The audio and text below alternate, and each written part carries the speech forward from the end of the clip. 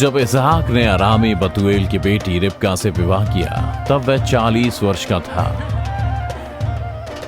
वह बांझ थी।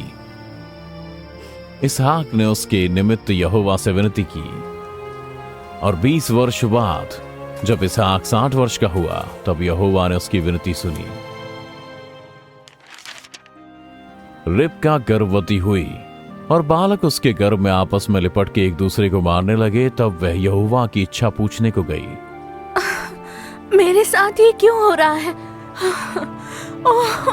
तब यहोवा ने उससे कहा, तेरे गर्भ में 2 जातियां हैं और जन्म से ही वे अलग अलग होंगे और एक राज्य के लोग दूसरे से अधिक सामर्थी होंगे और बड़ा बेटा छोटे के अधीन होगा। अब जब रिबका के प्रसव का समय आया तब उसने जुड़वा बच्चों को जन्म दिया। पहला जो उत्पन्न हुआ वह लाल निकला और उसका सारा शरीर कंबल के समान रोममय था। उन्होंने उसका नाम एसाव रखा। जब दूसरा बालक उत्पन्न हुआ तब वह अपने हाथ से एसाव की एड़ी पकड़े हुए था। उस बालक का नाम याकूब रखा गया। जैसे जैसे दोनों भाई बड़े हुए वे बहुत अलग बन गए।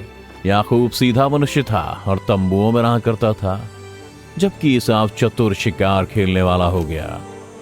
उनका पिता इसहाक एसाव के अहेर का मांस खाया करता था, इसलिए वह उससे प्रीति रखता था, पर रिबका याकूब से प्रीति रखती थी। एक दिन याकूब भोजन के लिए दाल पका रहा था और उसका भाई उसके पास आया। उस सूप में से मुझे कुछ दे, क्योंकि मैं बहुत थका हूं। पहले पहिलौठे होने का अधिकार मुझे बेच दे। मेरा पहलौठे का अधिकार मंजूर है। मैं तो अभी मरने पर हूं, तो मुझे उससे क्या लाभ होगा? एसाव ये शपथ खा। अपने पहलौठे के अधिकार को तुच्छ जानकर एसाव ने उस दिन अपने छोटे भाई याकूब से इसकी शपथ खाई।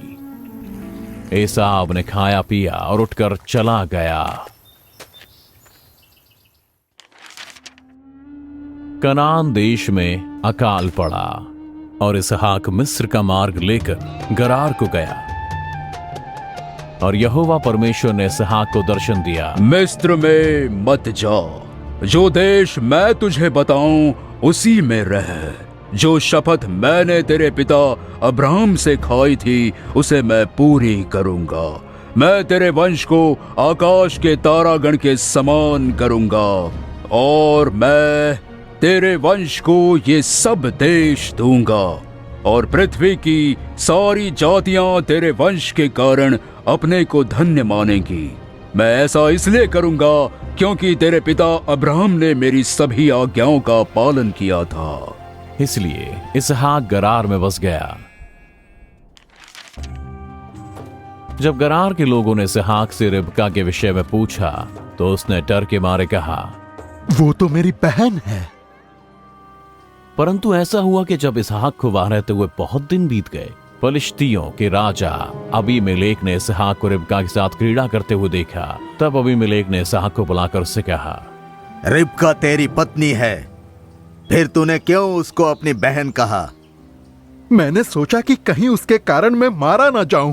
कोई भी पुरुष तेरी पत्नी के साथ कुकर्म कर सकता था और तू हमको पाप में फंसा देता। इसलिए राजा अबीमेलेक ने सभी लोगों को चेतावनी दी, जो कोई उस पुरुष को या उसकी पत्नी को छुएगा वो निश्चय मार डाला जाएगा। जैसे जैसे समय बीतता गया यहोवा परमेश्वर ने इसहाक को आशीष दी और वह अत्यधिक धनवान हो गया। उसने जितना बोया था उससे कहीं अधिक फसल काटी और उसकी भेड़ बकरियां और गाय बैल बहुत बढ़ गए। इस कारण फलिश्ती उससे ईर्ष्या करने लगे और उन्होंने ईर्ष्या के मारे उसके कुओं को मिट्टी से भर दिया। तब अबीमेलेक ने इसहाक से कहा, हमारे पास से चला जा, क्योंकि तू हमसे बहुत सामर्थी हो गया है। इसलिए इसहाक वहां से चला गया और गरार की तराई में रहने लगा। उसने 2 और कुएं खोजे जिन्हें उसके पिता ने खुदवाया, परंतु गरार के लोगों ने उनके विषय में भी झगड़ा किया। उसने अपनी खोज जारी रखी। वह अंत में बेरशेबा पहुंच गया और उसी रात यहोवा परमेश्वर ने उसे दर्शन दिया। मैं तेरे पिता अब्राहम का परमेश्वर हूँ, मत डर, क्योंकि मैं तेरे साथ हूं और अपने दास अब्राहम के कारण मैं तुझे आशीष दूंगा और तेरा वंश बढ़ाऊंगा। इसहाक बिरशेबा देश में बस गया। वहां उसने एक वेदी बनाई और उसके दासों ने कुआं खोदा। तब अबीमेलेक अपने मंत्री और अपने सेनापति संग लेकर करार से उसके पास गया।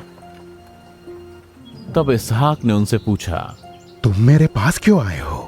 तुमने तो मुझसे बैर करके मुझे बाहर निकाल दिया था। हमने स्पष्ट देखा है कि यहोवा तेरे साथ रहता है और तुझे आशीषित किया है, इसलिए हम साथ मिलकर वाचा बांधे। इसहाक ने उनको भोजन दिया और अगली सुबह उन सभी ने तड़के उठकर आपस में शपथ खाई। तब इसहाक ने कुशल क्षेम से उनको विदा किया।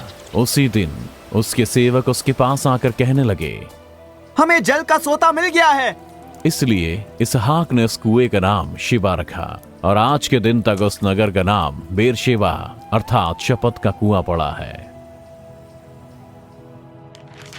याकूब ने कहा, अपना पहलौठे का अधिकार आज मेरे हाथ बेच दे। एसाव ने कहा, देख मैं तो अभी मरने पर हूँ, इसलिए पहलौठे के अधिकार से मेरा क्या लाभ होगा। याकूब ने कहा, मुझसे अभी शपथ खा। अंततः उसने उससे शपथ खाई और अपना पहलौठे का अधिकार याकूब के हाथ बेच डाला। इस पर याकूब ने एसाव को रोटी और पकाई हुई मसूर की दाल दी और उसने खाया पिया और उठकर चला गया। यों एसाव ने अपना पहलौठे का अधिकार तुच्छ जाना। उत्पत्ति अध्याय 25 वचन 31 से 24।